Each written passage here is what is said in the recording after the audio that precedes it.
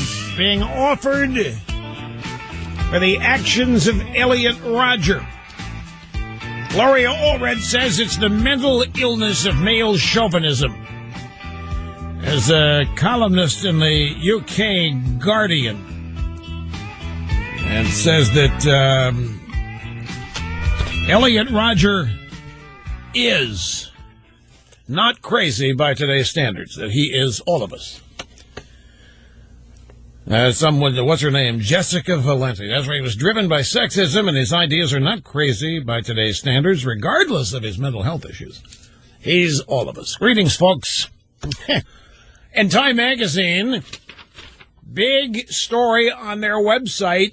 Just as you were adjusting to gay marriage, it's time now to prepare yourself for the next tipping point, and that is transgenders making a move on the dominant culture. Nearly a year after the Supreme Court legalized same-sex marriage, another social movement poised to challenge deeply held cultural beliefs.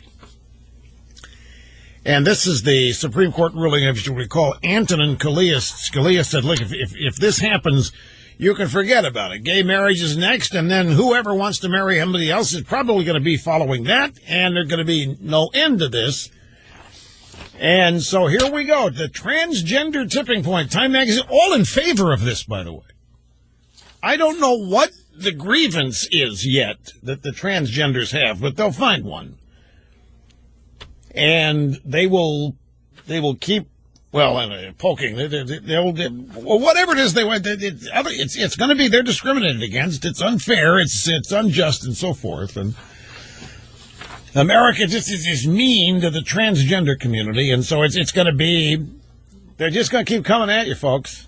They're just not going to let up. Greetings. It's wonderful to have you here. The telephone number, if you want to be on the program, 800-282-2882. The email address, lrushbaugh@eibnet.com. And as long as there's no pushback to any of this stuff, you can expect more of it to come. And it certainly shall. And we'll get to all that. Remember the other day we played audio sound bites of President Obama's commencement speech to the cadets at West Point. Was that yesterday? It seems like... Was that just yesterday? Are you kidding me? Man, it does seem like it's longer than a day ago. Anyway, do you know that only 25% of the cadets stood or applauded or something when he entered the room or when he left? I forget which, but it's a really low number. Yeah, either way, it's a hopeful sign. But what's funny, we spent a lot of time playing sound bites and trying to parse it, analyze it for you, and I think I did a pretty good job. I think I got a pretty good handle on Obama's view of this country. I think I've got my a pretty good understanding of what would be called the Obama doctrine. You can sum it up in 2 words, but yeah, I would like to get more nuanced than that. But the Obama doctrine basically is that America has been a false superpower, an illegitimate one, not a real one. We acquired our superpower status in less than honest ways, and now the world sees us for who we really are, and we must now demonstrate to the world that we are no longer that cowboy country just running roughshod over everybody, sending our military anywhere we want them to go.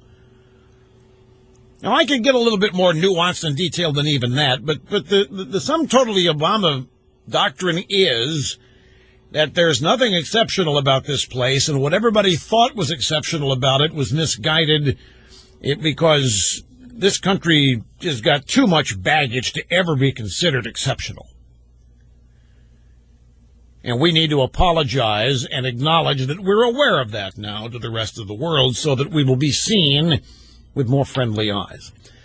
Well, let's go to the audio soundbites. We put together a montage. This is hilarious. This is a drive-bys struggling to define the Obama doctrine. Now, do you remember during the 2008 campaign, the noted ABC World News anchor Charlie Gibson did an interview with Sarah Palin. And he asked her if she could explain the Bush doctrine. And the drive-bys collectively decided after hearing her answer that she had no idea what the Bush doctrine was, which was further evidence that Sarah Palin was an absolute idiot and unqualified and had no business being anywhere near Washington, D.C. to do anything, particularly be the vice presidential nominee on the Republican ticket. She couldn't explain, they said, satisfactorily to them, the Bush doctrine. Okay, well, let's listen to a montage of them, the drive-bys, attempting to define the Obama doctrine. Has the Obama doctrine finally been defined? We'll dig deeper on the new Obama doctrine. If there is an Obama doctrine, would you define it for me?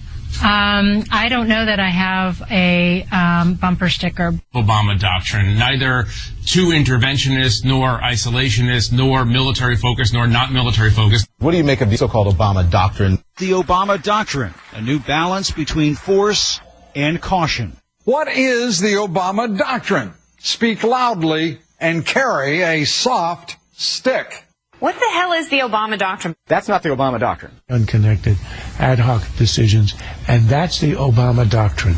What some are calling the Obama doctrine. Obama doctrine gets more like a reaffirmation of something that we've seen in the past, the Powell doctrine. People looking for the explanation of the Obama doctrine are going to be sorely disappointed. It's almost like we want another speech. They can't define it. There's not a soul out there that can tell you what the Obama doctrine is.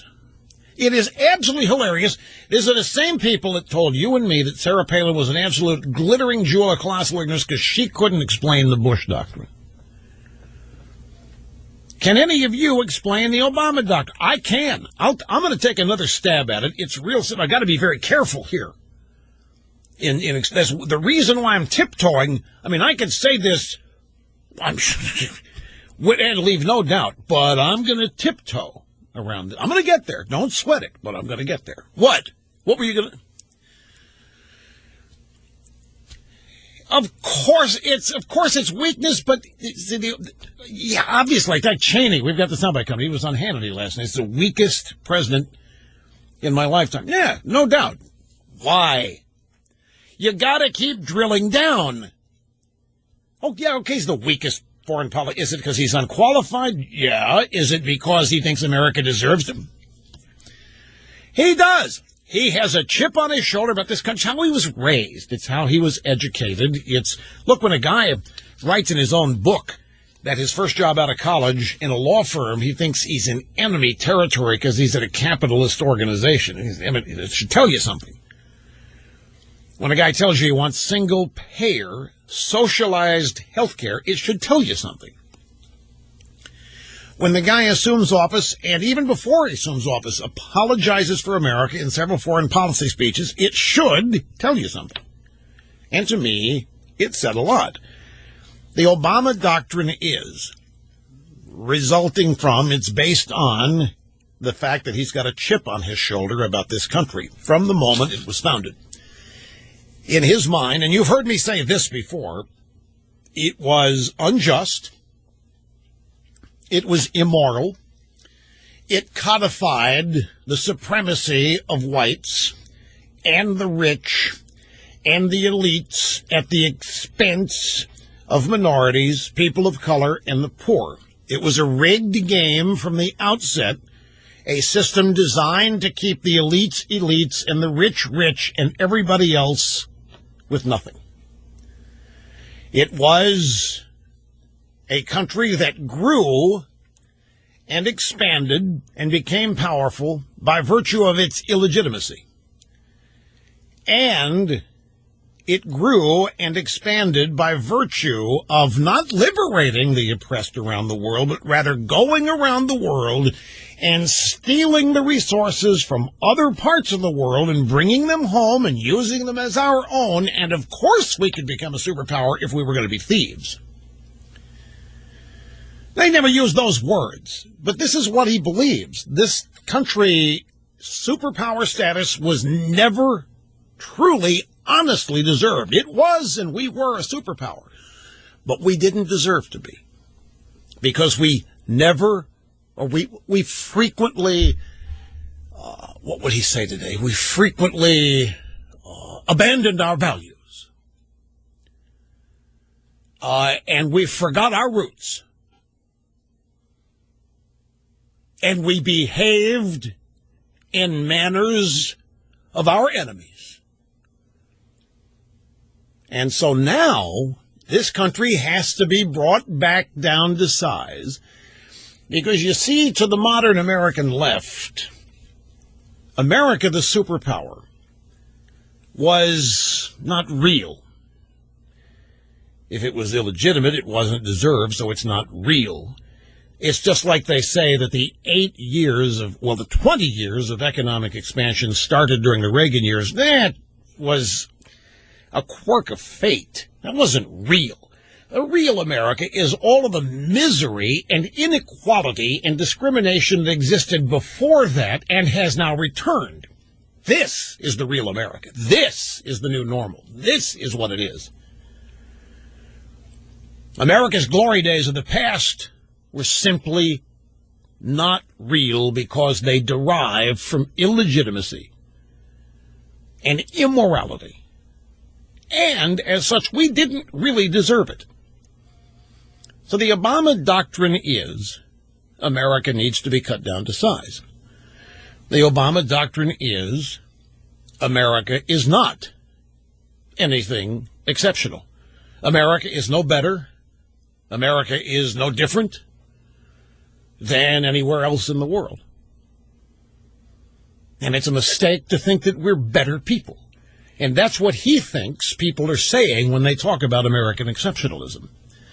I'm convinced, I've heard him talking about it, I don't know how to, 10, 20 times, and I am convinced he doesn't have the slightest idea what the term really means. Like most people, he has a knee-jerk reaction to it. American exceptionalism, he thinks people are saying, we're better people, and we're not. See, we had slavery, we were racist, and we were bigots, and we discriminated. No way we're better than anybody else. We've got a long way to go, in fact, to be better than anybody else. We've got a lot to make up for. We have to pay a steep price before we can even get back to the discussion of discussing whether or not we're worthy. Because that's what it boils down to. We really aren't worthy. We didn't deserve all the greatness that happened here. Because it didn't happen for everybody. It happened during teeming inequality. It happened during gross discrimination. It happened when there was just blatant unfairness everywhere. So there's no way this country could ever be considered exceptional. And he doesn't even know what it means. I'll tell you what it means one more time, at least in my view. The story of humanity on planet Earth since the beginning of time has been tyranny and bondage. Most people who have lived did not have very much freedom or liberty.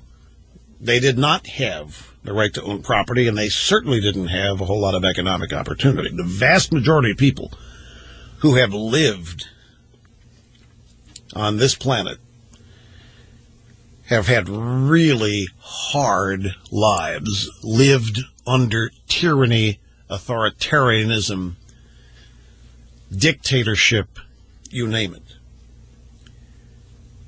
There never was a nation before the United States which founded itself and organized itself on the belief that the citizen was the center of the universe. The free, liberated citizen was the engine. Every other nation on earth that had been formed, or every other population group, even if it was not a nation with borders, any population group was always dominated by brutal, tyrannical, dictatorial leaders who led by intimidation, punishment, brutality. The United States came along and was the exception to all of that. The United States comes along and is founded under the premise that we are all created by God and that we're all created equal and we are all created yearning for freedom, that is the natural existence of the human spirit. It had never happened before. The Constitution of this country was written for the first time in human history to limit the power of its leaders, to limit the power of its government. It had never happened before. Maybe Magna Carta got there, but in terms of organizing a nation for the purposes of existing as a nation state, never had anything like this happen before. That's what's so remarkable and miraculous. That's the exception. American exceptionalism is about the exception to the rule or the exception to the norm. Not that we're better people, not that we have better DNA, not that we're smarter. We've had more freedom. We've had more liberty. We've had the ability to live our lives according to our desires, not according to the limits placed on us by other human beings. And we'll be back. Don't go away. Relentless, unstoppable pursuit of the truth. And we find it. And then we proclaim it. And it happens to drive some people crazy. Here's Vice President Cheney last night on the Hannity show, Fox News, questioned the president's given 3 speeches in 3 days about the military. We outed a CIA operative in Afghanistan. Oh, speaking of, do you realize, I just remember, I got a headline for CNN. Have you heard about the economic news today? The first quarter economic growth was revised. The original reported number economic growth was 0.1% of 1%. That's the original reported number back in April. And they have revised it now to a negative number. U.S. economic growth in the first quarter contracted. The economy didn't grow at all. It got smaller. It shrank. Would you like me to share with you CNN's headline? U.S. economy shrinks, but it's not a big deal. U.S. economy shrinks, but it's not a big deal, and the reason why is because it was the weather that made it shrink. It was all of this unseasonably cold weather brought on by global warming that caused there to be a cutback in economic activity or commerce. So it's really not a big deal. And it's the same thing with the CIA station chief in Kabul, who's been outed. All of the drive-bys are reporting it, but they're saying it's not really a big deal. It was just a faux pas. Here's well, I'm not going to have time to get his soundbite in, but he was asked by Hannity, okay, we outed a CIA operative, no big deal. We got the VA scandal, breathtaking in terms of how inappropriate it is for our vets. And we also have America. Is it in decline in terms of perception around the world?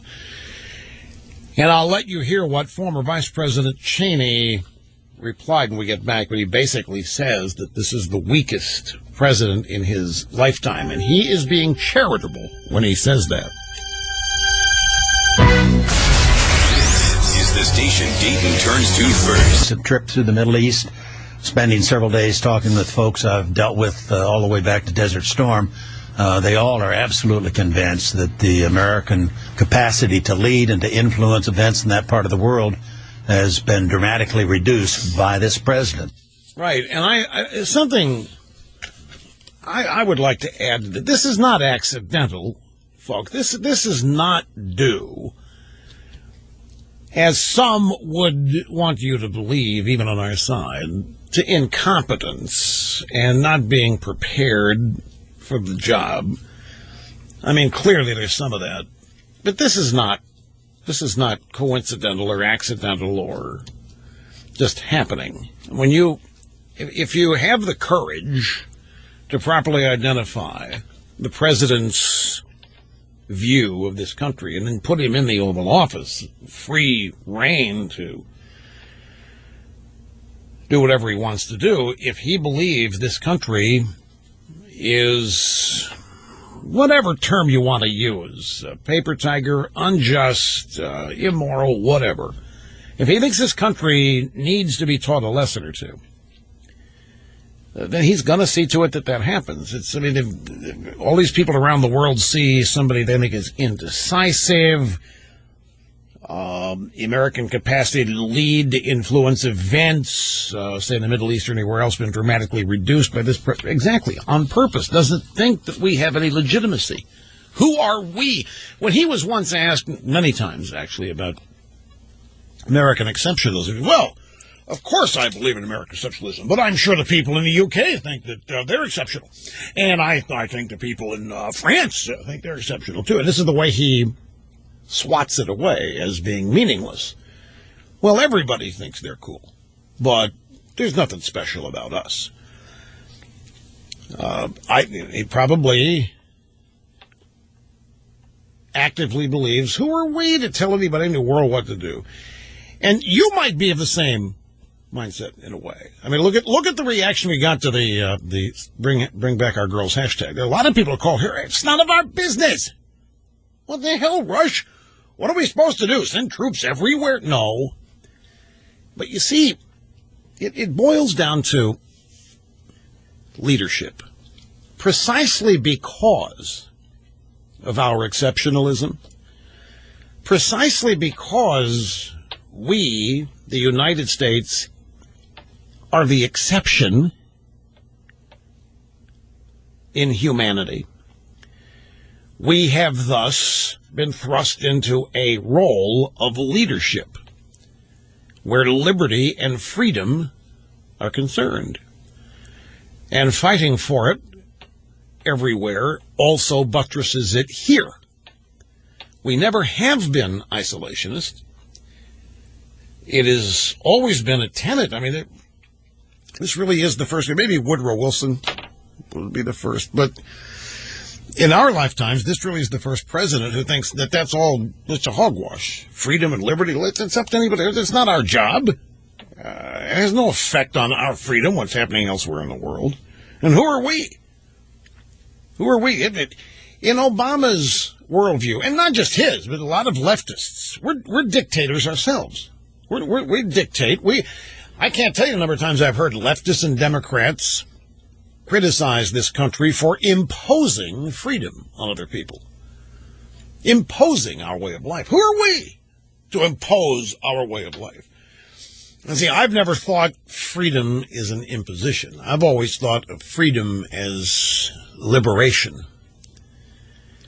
And I've always thought that the United States proudly occupied the leadership role of freedom and liberty throughout the world. Stood for it, defended it. And in fact, why do you think the rest of the world wants to live here? Well, now it might be our welfare state, but back in the old days, that wasn't part of the equation. It was liberty and freedom. It was opportunity. It was to escape tyranny, bondage, whatever authoritarian circumstances people face. They wanted to come here, and they wanted to become Americans. They were proud to come here and learn English and become Americans. They wanted to be part of what was happening here. And when they did, they were very proud.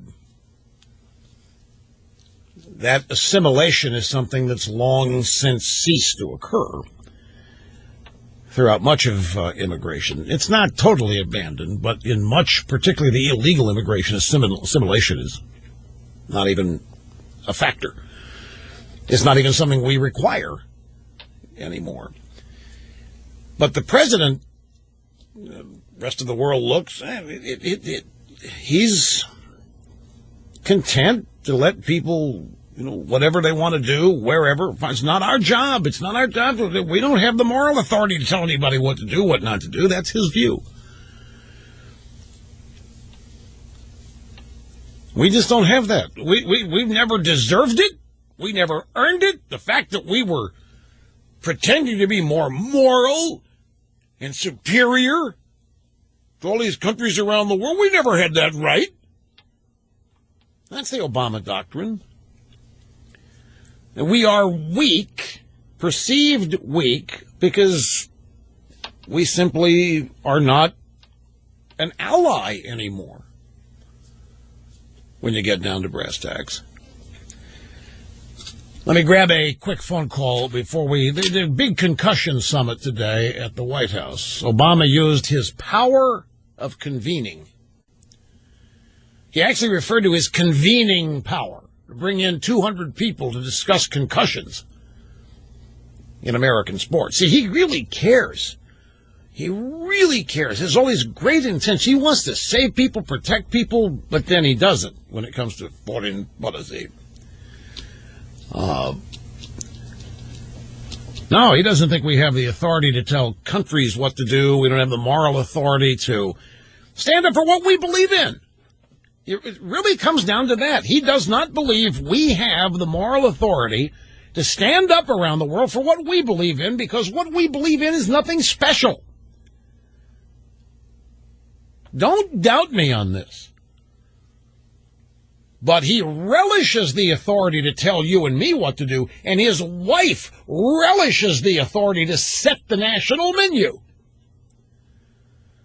And don't think for a minute that's what this healthy food business isn't about. It's not about making sure your kid doesn't eat potatoes and stuff. It's about the power to set the menu. So let's see. See where now. Let's go to number 5. This is Jerry in Tracy, California. Are you still there, Jerry? Great to have you here. Hi. Oh, good morning. Thank you. Say, I'd like to submit that the domestic side, at least, of the Obama doctrine is, if it's not broken, fix it till it is. And I can give a perfect example of that from the VA. I had an in-law recently work there trying to clean up their 2-year backlog of paperwork.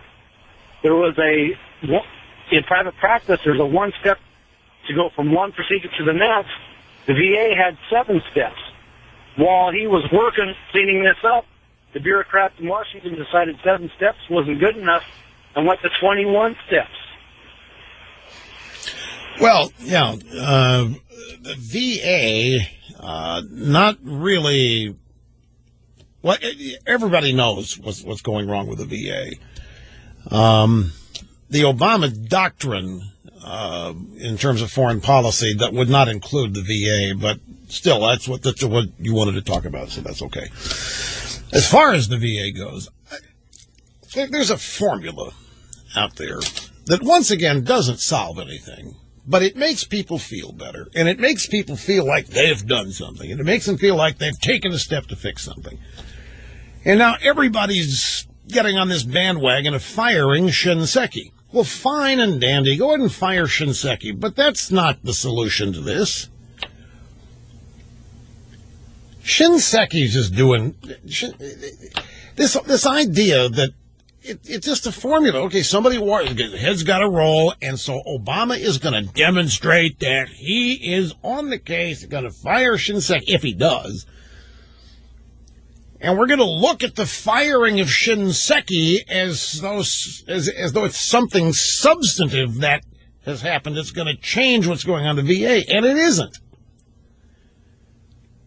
It's a made-to-order process set up for politicians to use to fool everybody into thinking they've done so. Now, Shinseki may well deserve to be fired, but that's just the beginning. That doesn't do one thing toward rectifying what's going wrong. And it doesn't even get to the root of the problem. The root of the problem goes all the way to the buck. Where does the buck stop? Buck stops in the Oval Office. Who said that? Harry Truman. So this is, firing Shinseki is just a stopgap symbolic measure designed to make people think that they've done something good, that they're making a difference, so to speak. And I'm not defending Shinseki. Don't misunderstand. I just don't think it's going to matter if that's all you do. We'll be back. Don't go away. The one summit today at the White. Is anything more worthless than a concussion summit at the White House convened by the president? In the big scheme of things, is this the kind of thing that actually ought to be going on at the White House? Well, it is on the same level of a hashtag when you get right down to it. Mr. Limbaugh, are you saying that you don't care about the safety of our children and our citizens and hurting their heads while they play violence? No, I'm not saying at all, Mr. Castrati. I'm saying that this is worthless. This is not how anything's going to happen there. What, concussion summit? If football causes concussions, and you want to eliminate concussions, what are you going to have to do? You're going to have to eliminate the way football is played, pure and simple. If there were a helmet that prevented concussions, it would be on the market, and whoever made it would be extremely wealthy and popular. But there isn't. If there were a way of playing the game as it's played today that would eliminate concussions, somebody would have implemented it. So this is a feel-good exercise, and it's really targeted at the low-information voters. It is a counter to all of the other negative Obama news out there, and it's supposed to... He really cares. See, he's focused on us. He really cares about people. And it shores up the good intentions and the desire to protect people and all this. But it's... outside of that, I mean, it's, in terms of the genuine stated objective. And in fact, I don't even know what the stated objective is. It's like, how many job summits has Obama had, or where's the evidence they matter? And how many other summits on various aspects of the economy has Obama convened, and where's the evidence that they matter? And I'm the mayor of Riedleville. And it's just, to me, it's a frustrating thing that so much symbolism counts for substance today. And symbolism is just that. It isn't anything substantive. Symbolism over substance. Image, buzz, and PR over reality. But that's where we are. And people that are able to pull that off get lots of applause and love and respect, and they're thought to be really cool and really helping, and wow. So let's listen. Here's the first of 3 bites. Before the awareness was out there, when I was young and played football briefly, there were a couple times where I'm sure that ringing sensation in my head and the needing to sit down for a while might have been a mild concussion, and at the time you didn't think anything of it. Oh, I won't get any argument here that he's had some brain injury. But isn't this classic? So you convene a concussion summit, and you start off by saying, hey, I've had them. I'm sure, man, I had my bell rung back when I was out there playing the rough, tough, really masculine game of football. This is from a guy who throws baseballs in mom jeans that can't even cover 60 feet. So here is Obama describing the power that he has to even make this summit happen. Some people's brains may be more vulnerable to trauma than others are. We don't know that yet, but there may be some evidence that is worth exploring. So with all these questions swirling around.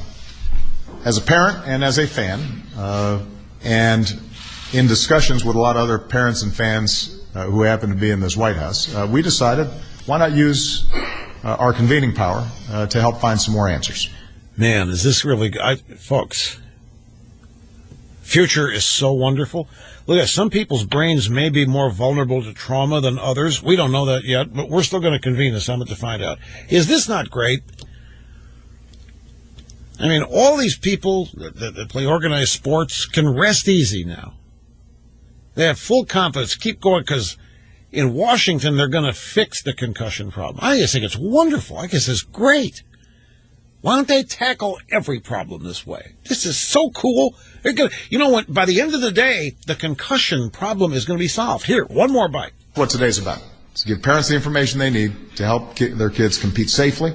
Let's keep encouraging our kids to get out there and play sports that they love and doing it the right way. The right way. That's not a job just for parents, but it's a job for all of us, and that's why public-private partnerships like these are important. Exactly right. In a few minutes, I know that many of you are going to take this discussion a step further with this panel of experts, moderated by Pam Oliver. Yeah, we have a panel of experts. We'll have people break into groups, go to various corners of the room, having their summit meetings, reporting back to the president at 5 o'clock, and no more concussions.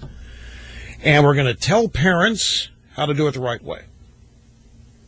We're going to have a government-parent partnership to wipe out concussions. This is so cool.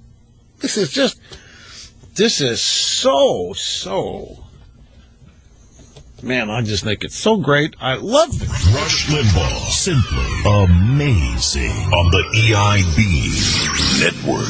This is my home. News 95.7 and AM 1290 WHIO. Attention seniors and baby boomers. A recent study has exposed a shocking statistic. Poverty level among the... No, that's not the right... You ever remember hearing that Obama played tackle football or organized football? That was news to me. He's never written about it in the two autobiographies. I didn't know that he played football. Maybe he didn't. Maybe he got a cushion somewhere and it's made him think he played football. I don't. Anyway, greetings, folks, and welcome back. Great to have you. El Rushbo at the EIB Network and the Limbaugh Institute for Advanced Conservative Studies. Telephone number is 800-282-2882. The email address, elrushbo@eibnet.com. So, summit on concussions at the White House today. At the end of the day, problem solved. There won't be any. Well, at the end of the day, parents will have all the information they need about concussions. And so, problem solved. Now, since this is the way we solve problems, where's the seminar, the summit on the VA? Speaking of which, I don't know whether Shinseki knows it or not, but he's gone. This is reaching a cacophony now.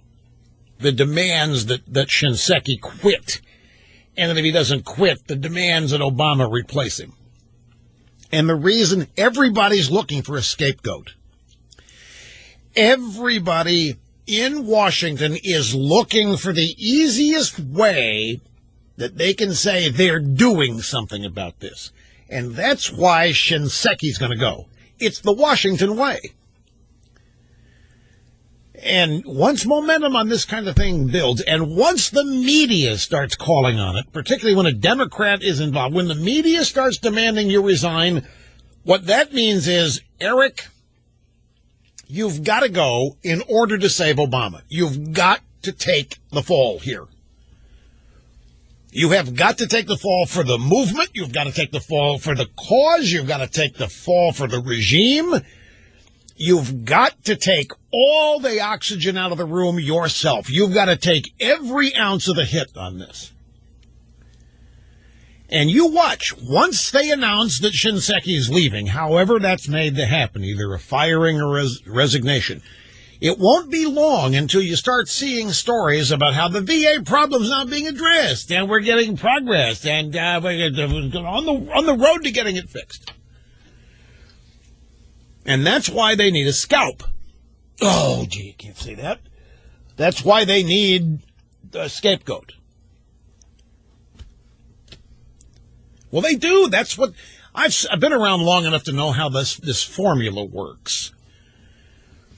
And I'm telling you, the reason everybody who is demanding Shinseki be fired, well, not everybody, the vast majority, particularly on the Democrat side of the aisle, they're just looking for somebody to take the fall. They're not demanding Shinseki go because they think that's going to improve things at the VA. Let's go to the audio sound bites on this. Start with number 5. Our old buddy McCain. Remember McCain? We'll take you back to the Groove Yard of Forgotten Favorites here in just a second. This is yesterday afternoon of Phoenix. McCain held a press conference here to talk about all of this. It's time for Secretary Shinseki to step down. And if Secretary Shinseki does not step down voluntarily, then I call on the President of the United States to relieve him of his duties, to fire him. Come on, Eric, you got to quit so that it can look like we're doing something, is what this means. Come on, Eric, you got to follow the sword so we can all get credit for really caring and addressing the problem. Come on, Eric, do it. Let's go back to October 19th of 2007 on the News Hour on PBS with Jim O'Lara. Jim O'Lara interviewed, Lehrer. Somebody said, who's Jim O'Lara? That's how he pronounced it. His name is Jim Lehrer. It was part of McNeil Lehrer News Hour. Then McNeil quit, went back to the farm. And so it just became the News Hour with Jim Lehrer. But he said Jim O'Lara. So that's what I say. Same guy. It's a News Hour with Jim O'Lara on October 19, 2007. He's got McCain. He said, you called the early approach to the Iraq War the Rumsfeld strategy. Wasn't it the Bush strategy? Wasn't he the president? And wasn't Vice President Dick Cheney also involved? And all the generals and everybody else involved? You called it the Rumsfeld strategy? Why? It was the President's responsibility and the Vice President's responsibility. On behalf of these generals, there were a number of generals that disagreed, and those generals were, quote, Shinseki'd. They were thrown out. Shinseki was the general who said we needed 300,000 troops over there if we were going to succeed. So, yes, the President followed the wrong strategy, but it was Rumsfeld who orchestrated it. Isn't this fascinating? Here's McCain praising old Shinseki back in 2007. And just to refresh your memory, the only reason Shinseki addressed the Democrat convention this year, and the only reason Shinseki is Secretary of the VA, is because after the Democrats in 2002, 2003, somewhere around there, they demanded, the Democrats in the Senate all demanded a second vote on Bush's use of force authorization so they could all vote again and this time vote for it. The original vote, a number of Democrats voted against the use of force. Then public opinion polls are released that showed overwhelming majority of the American people supported the use of force. So the Democrats said that they were hoodwinked and made to vote prematurely before they had all the information. They demanded a second vote. And Bush, he didn't have to go along with a second. He already had his use of force. This is one of the real frustrating things. Bush had the use of force authorization. He got enough votes in the Senate with a whole lot of Democrats voting no. But Bush, he wanted to show unity. He wanted to show the world the country was united behind his action. If these Democrats wanted to get on board and ask for a second vote so they could now vote yes, he said fine and dandy. So they all did, including John Kerry, who served in Vietnam, and Mrs. Clinton. They all voted for the authorization to use force. They voted for the invasion of Iraq. They voted to get rid of Saddam Hussein.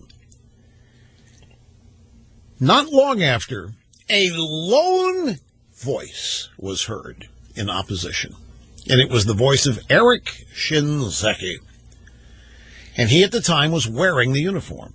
He was the Army Chief of Staff. He became their hero. He had the guts to stand up for what he really believed. He stood up and said, whoever put this policy together or this strategy, it isn't going to work. We can't succeed with the mission as defined without a minimum of 300,000 troops.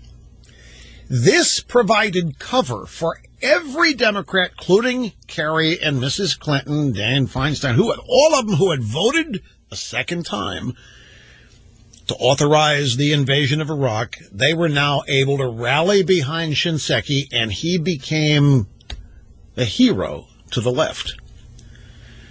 And even to McCain here.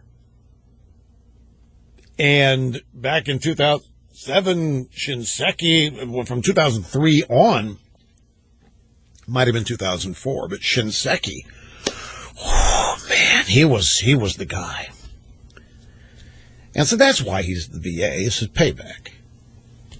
But as I said on Greta Van Susteren, what are his qualifications? She said, I know General Shinseki. I like him. He cares about the military. Yeah, but what are his qualifications to run a health division? That's the question. Where are his qualifications? Show me the qualifications to do this job. It's a patronage job. And when the people down the chain of command don't know what they're doing, and you at the top haven't the slightest idea, you get a mess like this. Ergo, we've got a mess. I just wanted to play, because McCain's out there demanding now that Shinseki go, and it was just, 7 years ago that Shinseki was hero. This is how fast it changes. And folks, I want to stress to you again, Shinseki is being asked to leave so that he takes all of the hit. Shinseki leaving, either being fired or resigning, will suffice. That will equal a solution to the problem. It's the easiest way out for all these nattering nabobs. Demand some schlub get canned, force him out, and then claim that the situation has been addressed and the problem has been solved. And, of course, none of that is true. Here's John Boehner on Capitol Hill this morning. He was talking to reporters following a conference meeting he had with other Republicans. The question I ask myself is him resigning going to get us to the bottom of the problem? Is it going to help us find out what's really going on? And the answer I keep getting is no. But the real issue here is that the president is the one who should be held accountable. For the president to say he didn't know anything about it is rather shocking. And so the president is going to have to step up here and show some real leadership. Right. That's what we need. We need real leadership for the Oval Office. The real question is, if Shinseki does quit, if he's not fired, will Obama be mad? It states in the Ad Council. When I grow up, I want to be a new pair of blue jeans. When I grow up, I want to be a kid's first computer. When I grow up, I want to be a glass countertop in a new home. When I grow up, I want to be a kid's best birthday present. When I grow up, I want to be a football stadium. When I grow up, I want to be a warm fleece on a cold day. When I grow up, I want to be a fancy backsplash. I want to be a bike that races around the country. When I grow up, I want to be a bench on a forest trail. I want to be a rocking chair on a sunny porch. I want to be a skyscraper. I want to be a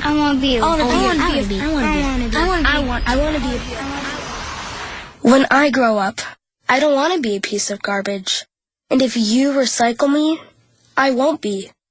Give your garbage another life. Recycle. Learn how at iwanttoberecycled.org. A public service advertisement brought to you by Keep America Beautiful and the Ad Council.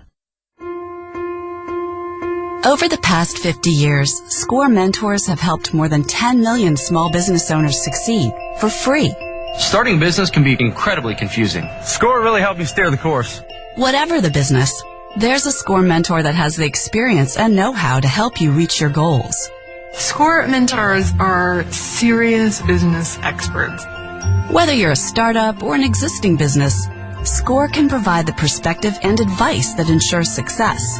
My SCORE mentor has been tremendously helpful in the marketing of my business. SCORE is a nonprofit organization where we provide free business consulting services to people who want to start a business or already in business. Are you starting or growing a business? Be one of the next 10 million small businesses helped for free by SCORE. Get your free business mentor at score.org.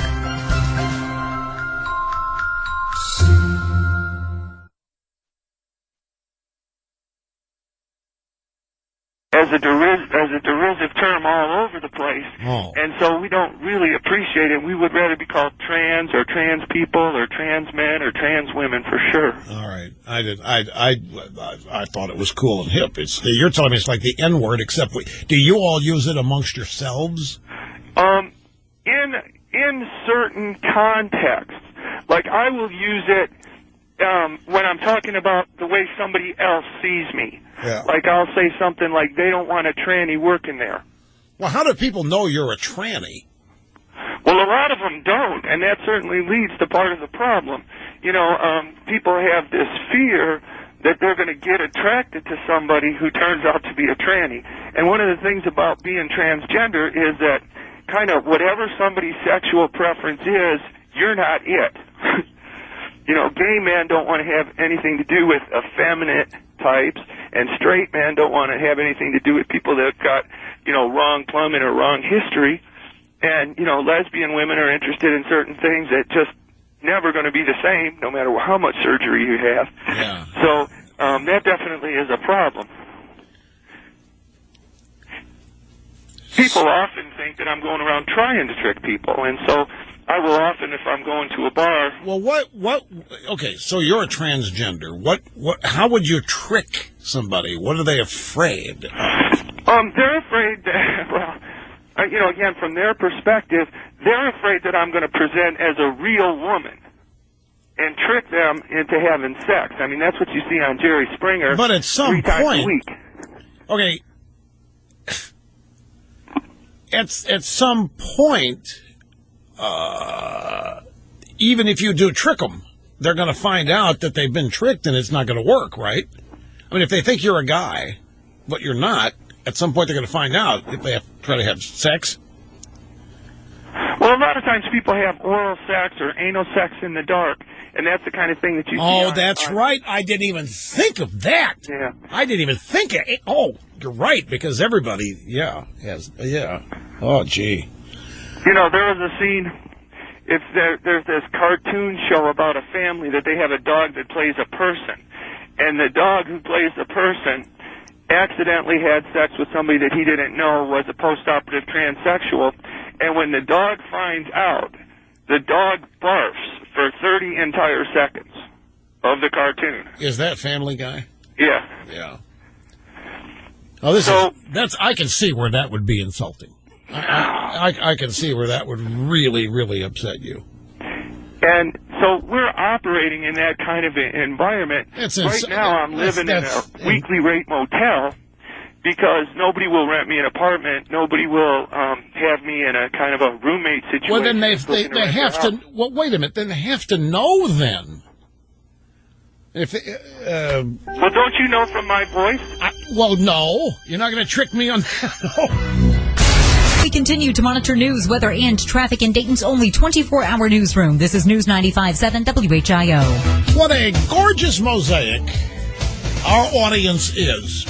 What a gorgeous mosaic, cross-section of America the audience of this program is. It is a beautiful thing. And here we are, wrapping up a busy broadcast week for me, folks. I guess I had better... I was going to wait till the end of the program because it's going to be a big downer for you. But I'm going to take a real vacation. I mean, where I really intend to actually get away. Catherine and I both are going to do this starting this afternoon. And so I'm going to be out all next week. We'll be back on, what is it, June the 10th? Let me check real quick here. June 9th. It's June the 9th, Monday, June 9th. Okay. Yeah. That's right. Monday, June 9th, will be back. So Just want to have everybody know this in advance rather than sneak out of here and not tell you and have you tune in tomorrow and find out. That would not be fair. So just wanted to get it out. Here is Jeff, Grand Junction, Colorado. Glad you called. Great to have you on the program. Hi. Thanks, Rush. Dittos. I called to ask you about our troops in Afghanistan, like specifically how you think Obama's speech the other day at the Naval Academy affect, let's say, a Marine on the ground in Afghanistan right now. Well, that's kind of it's a challenging question because I'm not one, and I have such respect for military, the discipline. They follow orders, and he is the commander-in-chief. And as far as public perception goes, he is the commander-in-chief, and they're gonna act accordingly. Now, I also.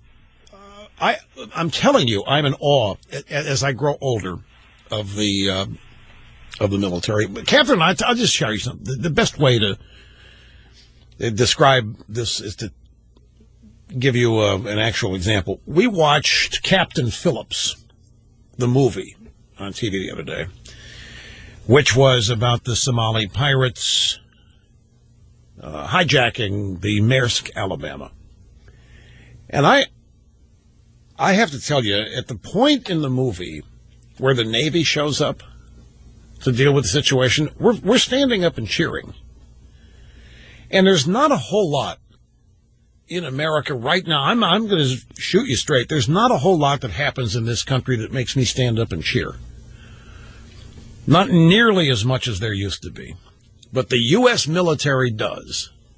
Every time I stand up and cheer, when I see it portrayed, such as in a movie, or when I know when it happens for real, when they show up, the forces of good have arrived.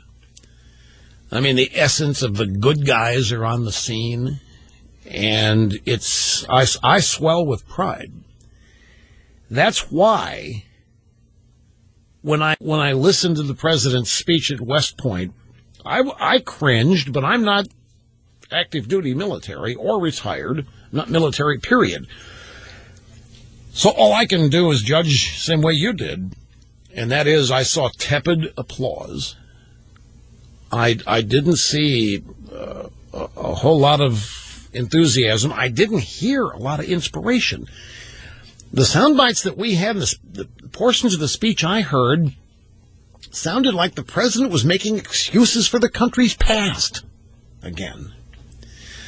It did. It really sounded like a self-conscious, defensive speech. And the things the president was proud about, obviously, I couldn't imagine the cadets or other military people who heard the speech being proud. For example, early on, he very proudly, as though this is a serious achievement, a grand accomplishment, he said, "You are the first graduating class that I will not be sending into battle."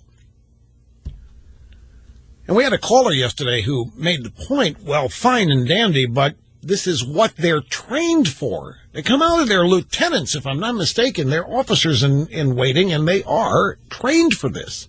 And they've committed to a number of years of active service in exchange for attending the academy.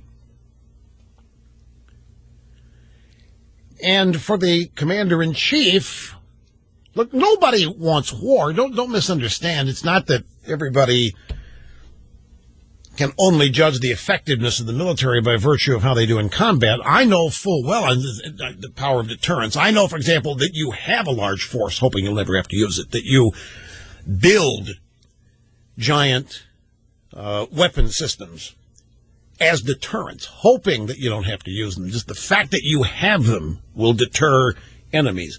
And that's what's missing. We're not deterring anybody.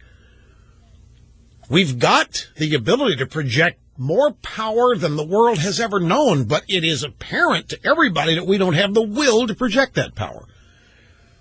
In fact, to more and more people, it is apparent that projecting that power is not good. It's almost immoral. It's almost cheap and the easy way out. And so I don't know how they hear that.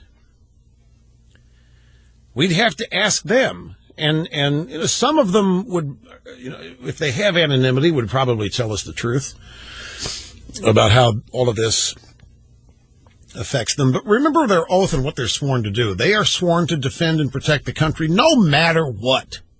No matter who the president is, commander-in-chief, the discipline, the commitment, the training they all get. I mean, they do their jobs, whatever the circumstances. And I think, you know, they will triumph and sustain regardless the various regimes or administrations that pass through Washington, D.C. He said, for example, I would betray my duty to you and to the country we love if I sent you into harm's way simply because I saw a problem somewhere in the world that needed fixing.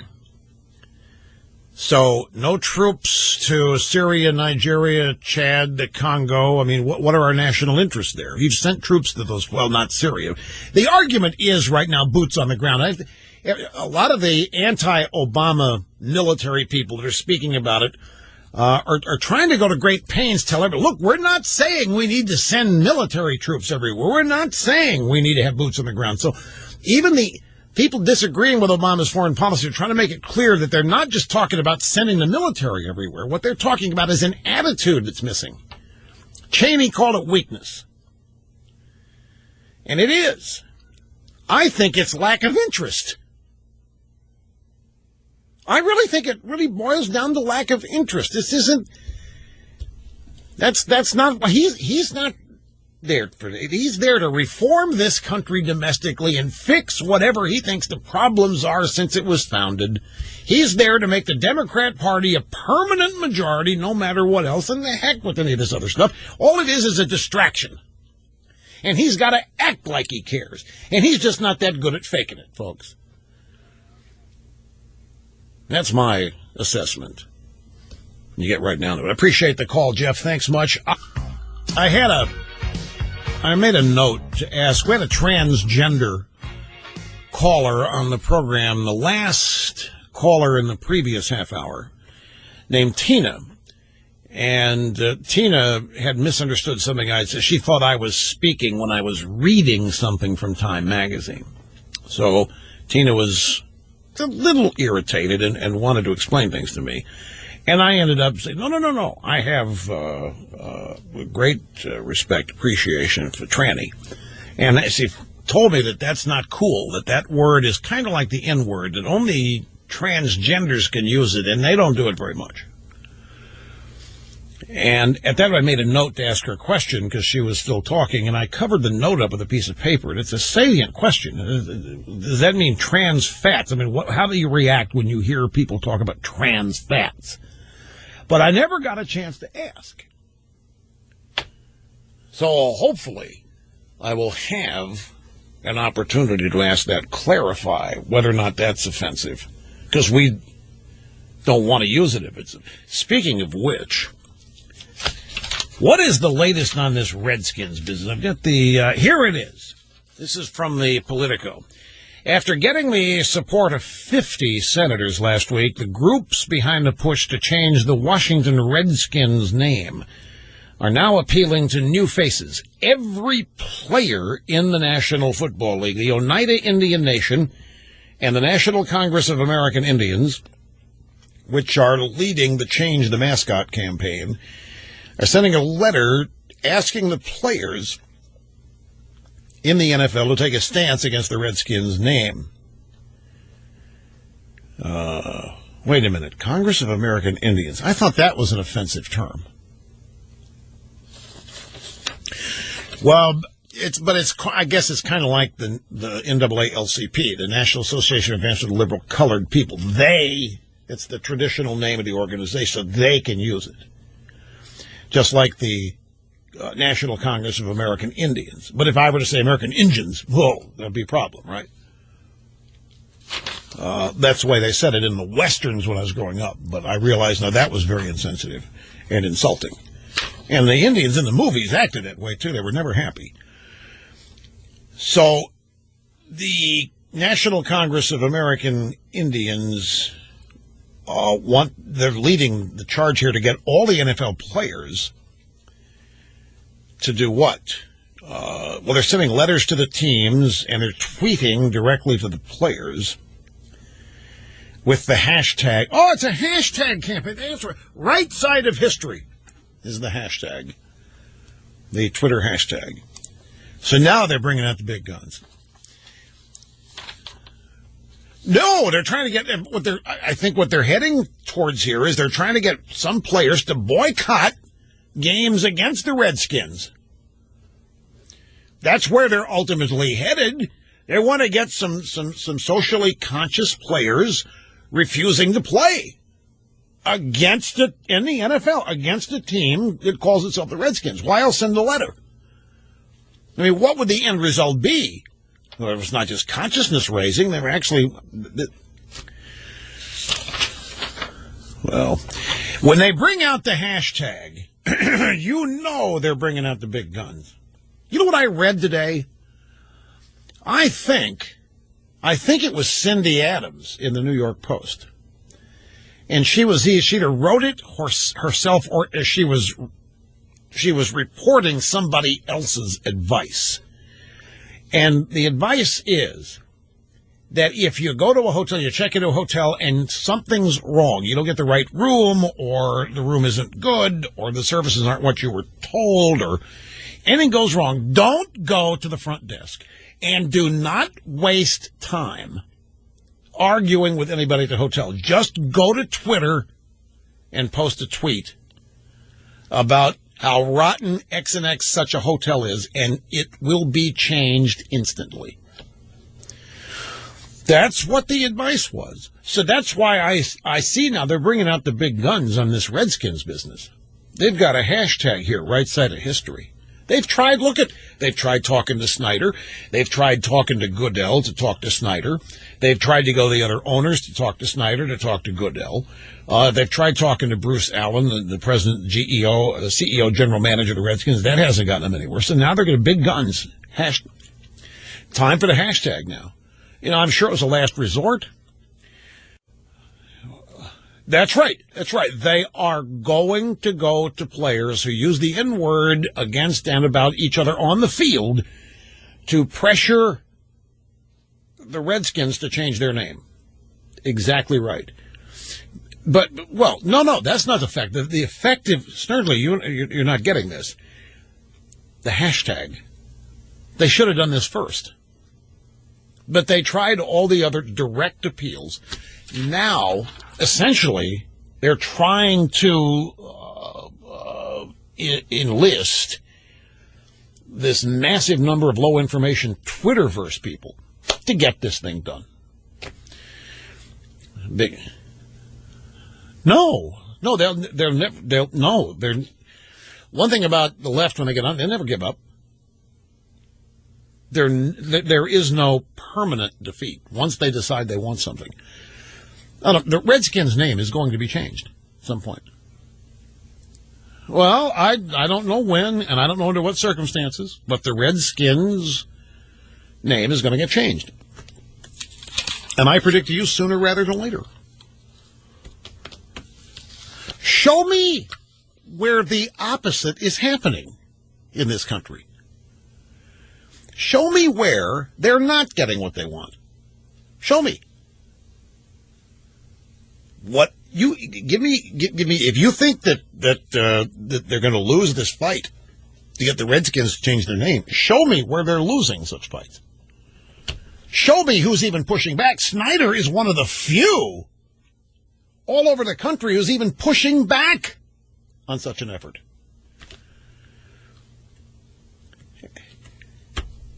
Yeah, I'm just telling you. Just telling you. You can think I'm wrong. You can think I'm right. But I'm just telling you.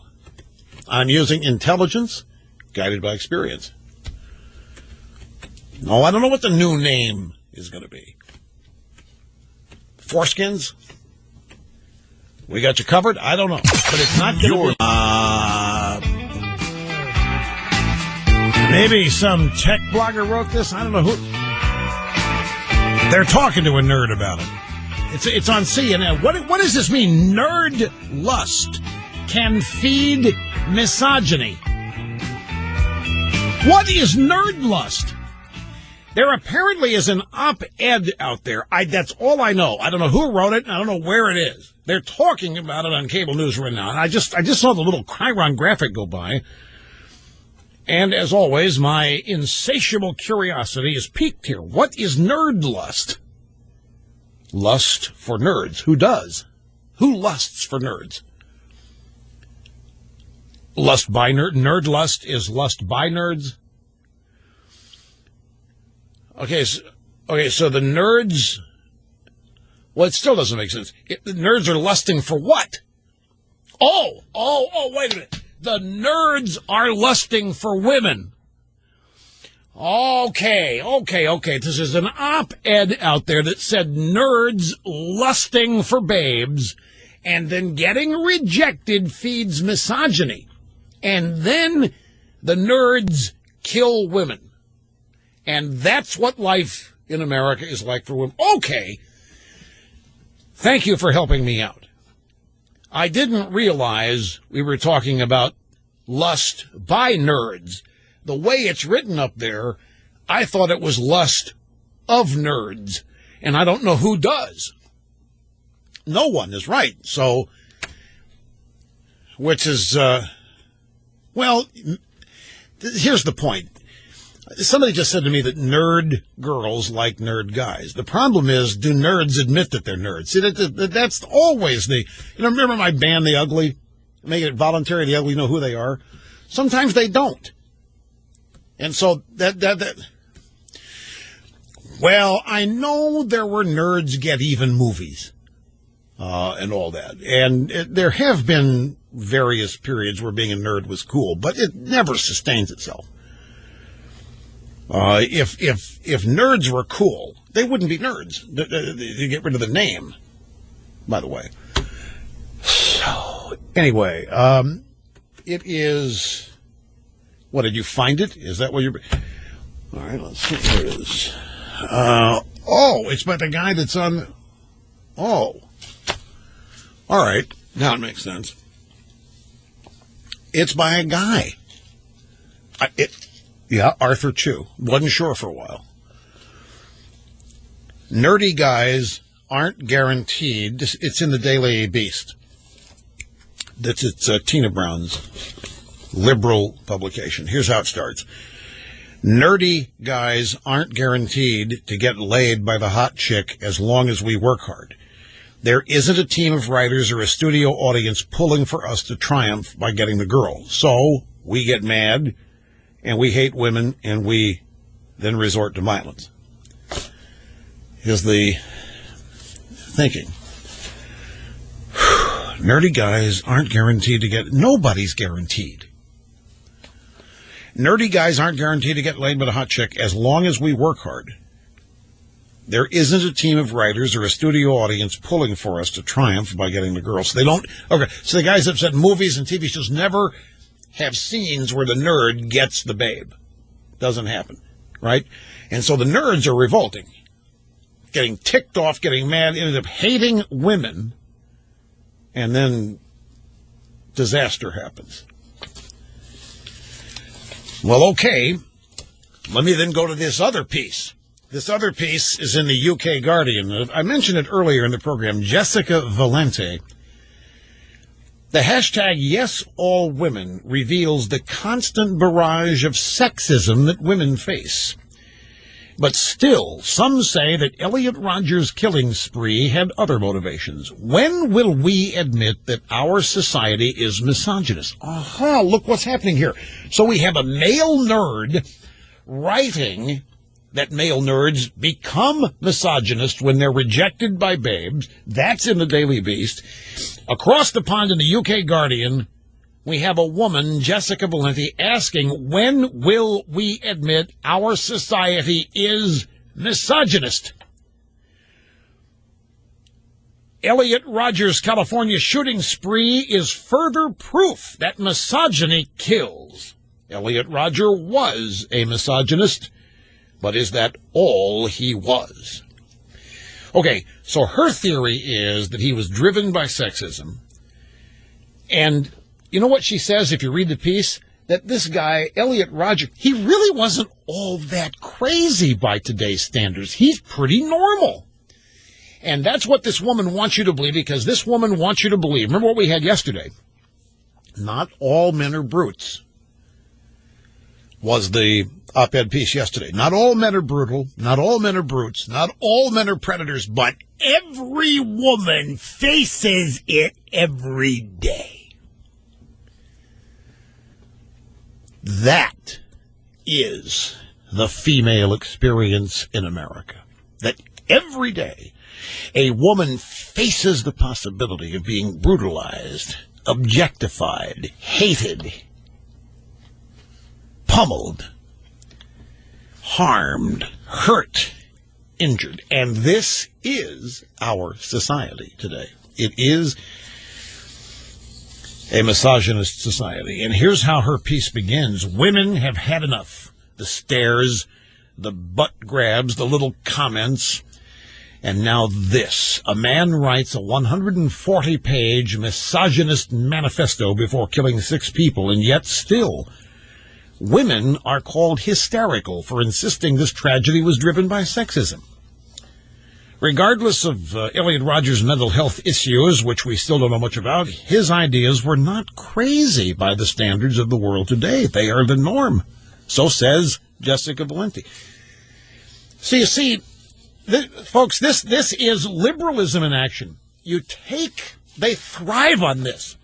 This is the point.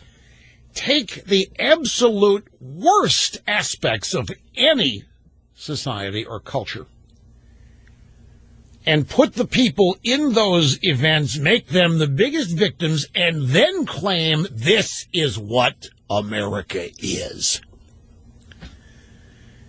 This is precisely how it works, and thus begins the massive effort to guilt trip everybody. So in other words, Elliot Rodger is not isolated. This is not a one-off. This is not some odd, weird, infrequent thing. This is what America is. And every woman knows it. Because every woman faces it every day of the week and of the month and of the year. Now, then this stuff ends up in the curricula, in the women's studies curricula, starting in, junior high, middle school, high school, certainly on into college. And then they come out of there, and no wonder they're all turning to government for protection, for security, for safety, for survival, and for support. And this is how it's done. Get them young, convince them that they are at risk every day simply because they are women. In this misogynistic, sexist, bigoted, hate-filled culture. And since it is men who pose this threat, you can't turn to one of them for protection. No. You have to turn to government. Folks, do not doubt me. Do not discount this. This is exactly how this stuff happens. And my point, the left thrives on these events. They politicize.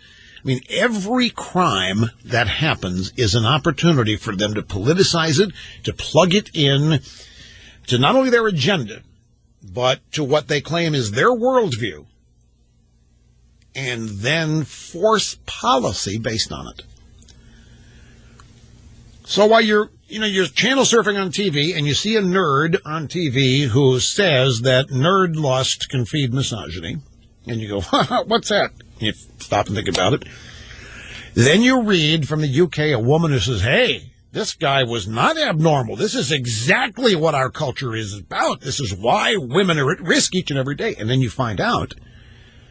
And then after this, then a guy like Obama puts together a commercial for his election, a cartoon featuring this woman, Julia, who we all laugh at, but many, many single women totally identify with her. If men are the threat, if men are the threat that women face each and every day, where else are they going to turn to protection? Government. Run by liberal men, of course, who would never do anything like that. Oh, no way. My question is, how is it that feminism could be such a total failure? Wasn't feminism supposed to eliminate all this?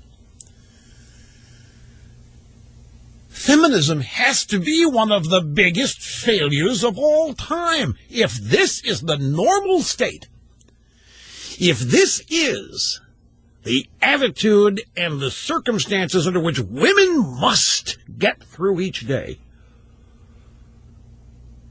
what kind of massive failure has modern feminism been? Is that not embarrassing? Fantastic state-of-the-art tractor from Mahindra as part of their military salute giveaway. And the winner is from Fort Knox, Kentucky. His name is Mike. It was a month-long sweepstakes to recognize one member of our military, active or retired, with one of Mahindra's great tractors. Now, Mike's a 25-year serviceman in the U.S. Army, active member of the service. He has 5 acres of land in Kentucky that he calls home. And until today, until today, had no tractor to farm that land after he retires from active service. But now, thanks to this program and Mahindra USA and their dealers all across the fruited plain, Mike in Fort Knox is now the proud new owner of a Mahindra Max 22. It's one of bright red tractors, very popular among the Mahindra tractor admirers.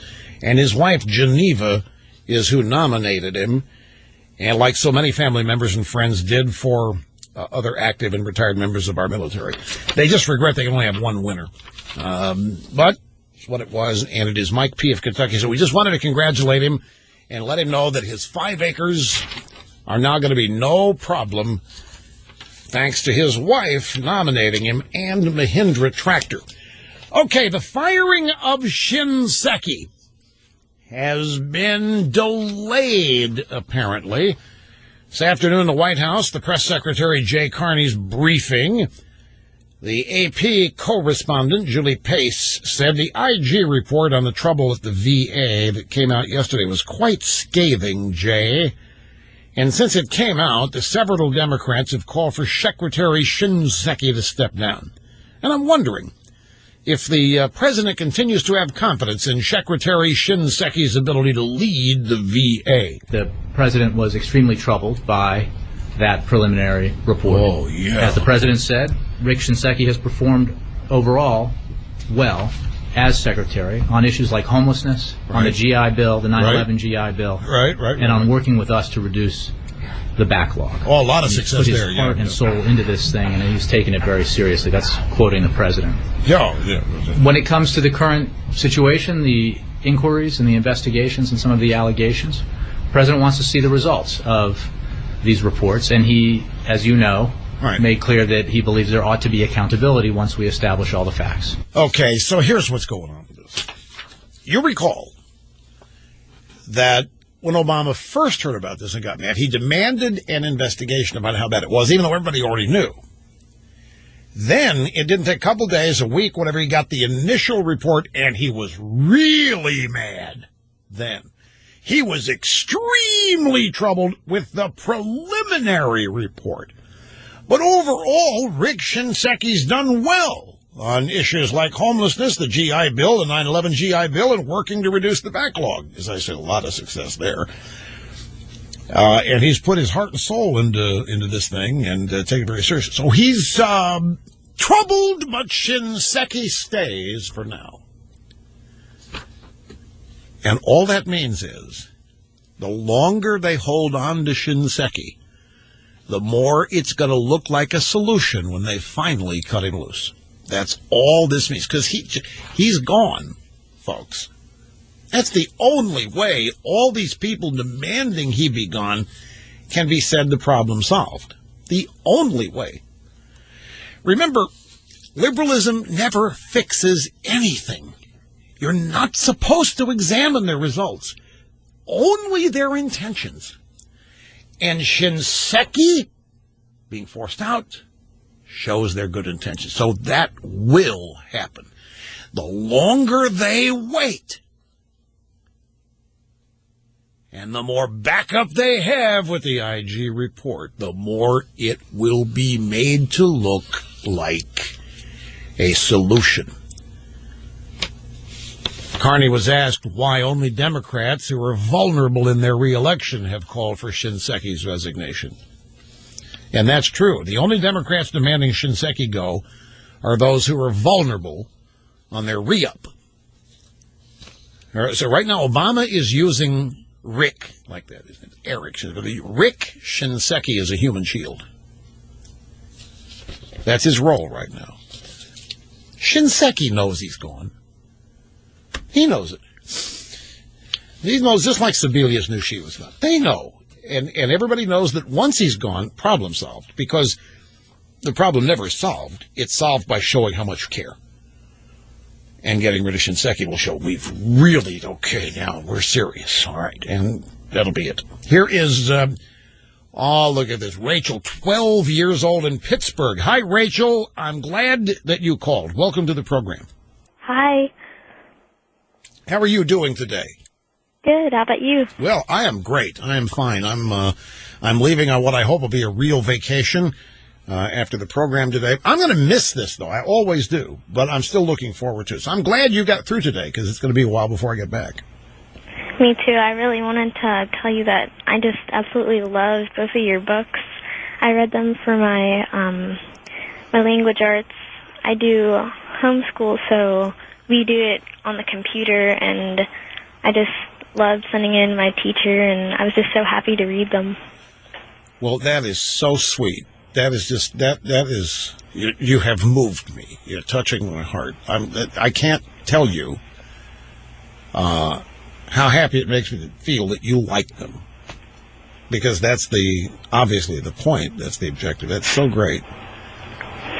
My uncle, he gave me the first book, The Brave Pilgrims, and I thought I was going to die before I got the next one because I just love the first one so much. Really? Really? You couldn't wait for the... Well, what was it you like about them? Well, I really love history, and you brought it to life so much. It was just so amazing. I was trying to get it out of the library, and I'm still waiting to get it, but my uncle, he got it for me, so I was so happy. Well, that's a great uncle. That is a really great uncle. Well, you have a great voice, and you're very articulate, and I must thank you, Rachel, because you said that it comes to life is why you like it, and that's the exact point. The purpose of the time travel, the horse, Liberty and Time, is to take the reader right to these really important events as they are happening. And the fact that is what you like about it is just wonderful. It's just perfect. You know what I want to do? Do you have the audio versions that I have read of both? You probably don't. No, I don't. You don't. Well, if you will hang on, Mr. Snerdley will get your address, and we will send you the audio versions of both. Oh, my gosh. You can listen to them. They're on CDs. You can listen to them. And I'll sign a couple of books for you, too. So don't hang up. We do have crew on the scene, and we will bring you the latest on our news at 3 o'clock. Users of eBay, they are urging all of their members and users to change their passwords following a hack that got to a database that includes customers' names, passwords, email, and physical addresses, and phone numbers, dates of birth, and so forth. 145 million active buyers. Now, the loss of passwords has the potential to compromise other websites, and let me tell you what's happening in that regard.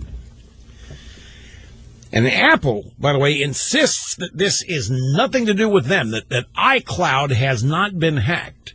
It started in Australia. People all of a sudden started seeing on their phones a note from a hacker, Oleg Polisi was the name that he used, and he said, your phone has been blocked or bricked by me, and you send $100 to this address, and I'll unlock your phone for you.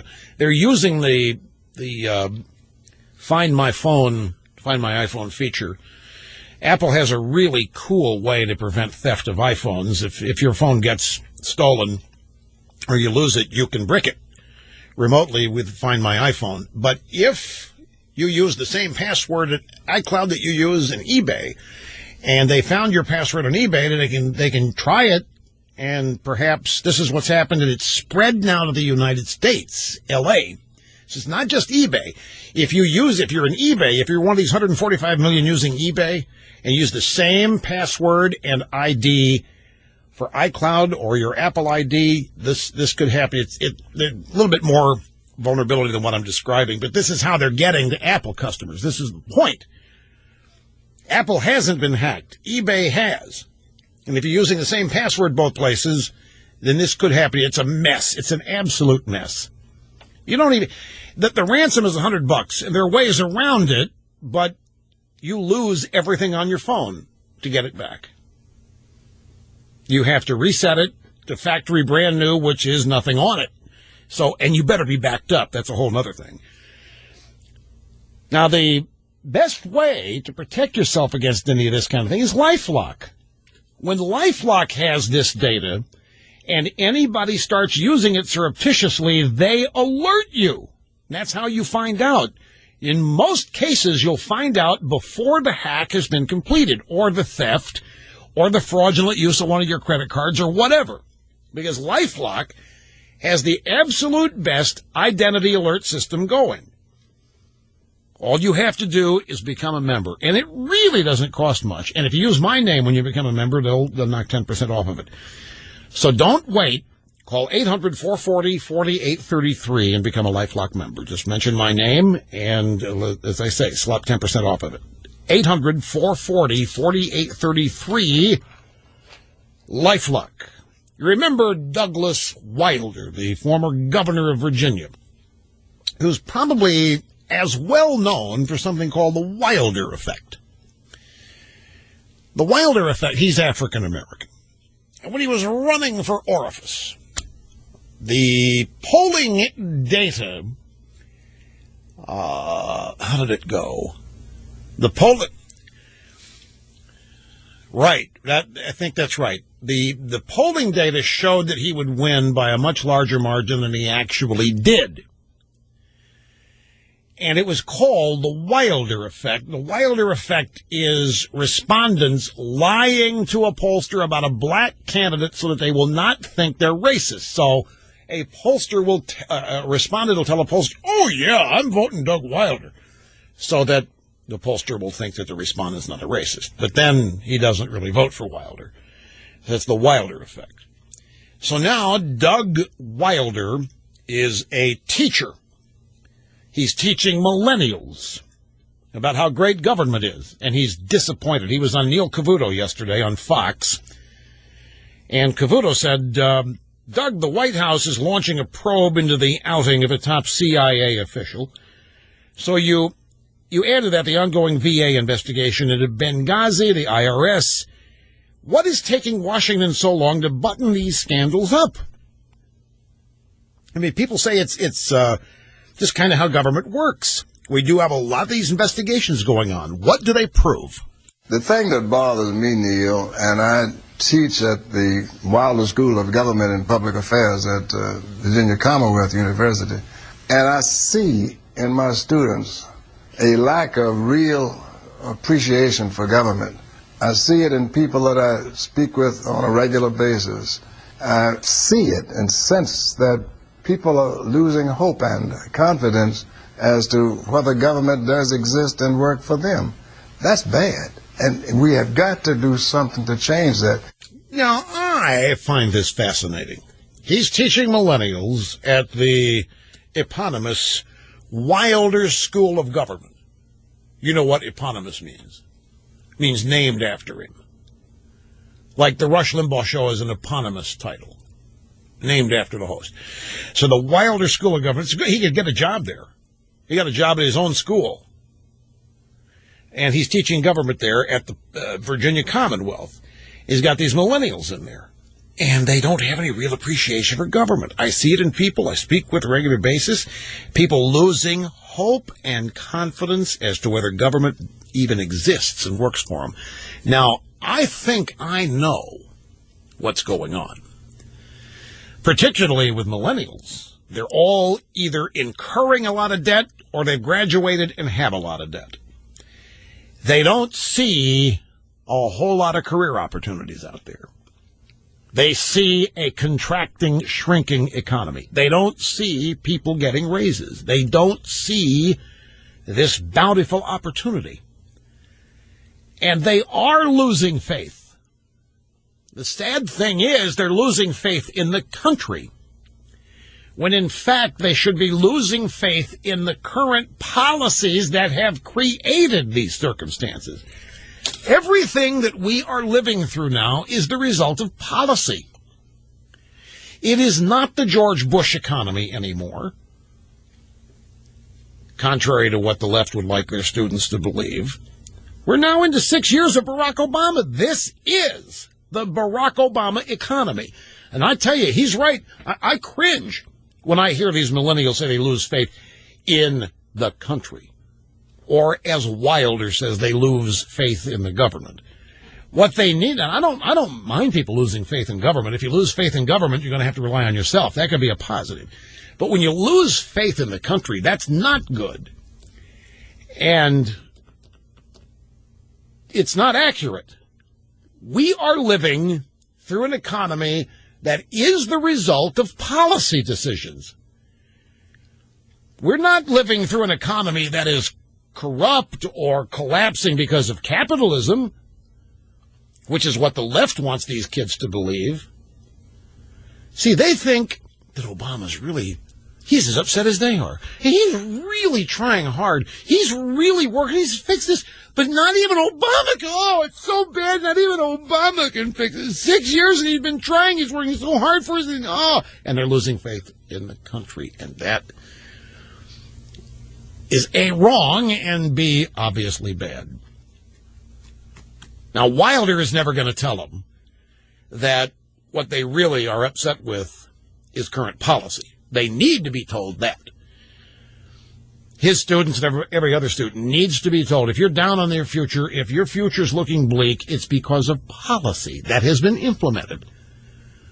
Well, like what? Obamacare, the stimulus, all of this usurpation of the private sector by government, for crying out loud. If you're going to make your bones in the private sector, if that's where your opportunity is, and the government's taking more and more of it, then it's getting smaller. The pie is getting smaller. Traditionally, the pie has always grown. That's where opportunity is. But Obama's policies are shrinking the private sector, which is where the land of true opportunity is, and just absorbing it into government. Government, as a percentage of GDP, the economic output, is growing. And as government grows, opportunity declines. Opportunity gets smaller. It lessens. It's mathematics, common sense, or what have you. That's the real thing they need to be taught.